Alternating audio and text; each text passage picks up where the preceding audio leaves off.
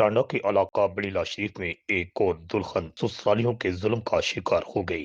10 साल कबल ब्याह कर बड़ीला शरीफ में जाहिर जवेद के घर आने वाली खातून सोबिया को उसके ससुराल में मौत के घाट उतार दिया गया। इतला मिलते ही पुलिस मौका पर पहुंची और मकतूला की लाश कब्जा में लेकर पोस्टमार्टम के लिए हस्पताल पहुंचाई। थाना टांडा पुलिस ने पुलिस एहलकार माजिद सुहेल सकना कोटला कोहाला की मदयत में उसकी हमशीरा सोबिया के कत्ल का मुकदमा मकतूला के शोहर जाहिर जवेद सकना बड़ीला और देवर अब्दुलरहमान जवेद सकना बड़ीला के खिलाफ दर्ज कर लिया। मदई मुकदमा पुलिस एहलकार माजिद सुहेल की दर्ज करवाई गई FIR के मुताबिक मेरी हमशीरा सोबिया की शादी 10 साल पहले बड़ीला शरीफ के जाहिर जवेद के साथ हुई। जाहिर जवेद नशा करता है और आए रोज मेरी बहन को ससुराल में तशद्दुद का निशाना बनाया जाता था। पुलिस ने पोस्टमार्टम के बाद सोबिया की लाश फुरसा के हवाले कर दी। पुलिस ने मुलजमान की गिरफ्तारी के लिए छापे मारना शुरू कर दिए हैं। जिला गुजरात में कत्ल के वाकयात में खतरनाक हद तक इजाफा हुआ है। रिपोर्ट आकाश नियाजी, अल हिजाज न्यूज, गुजरात।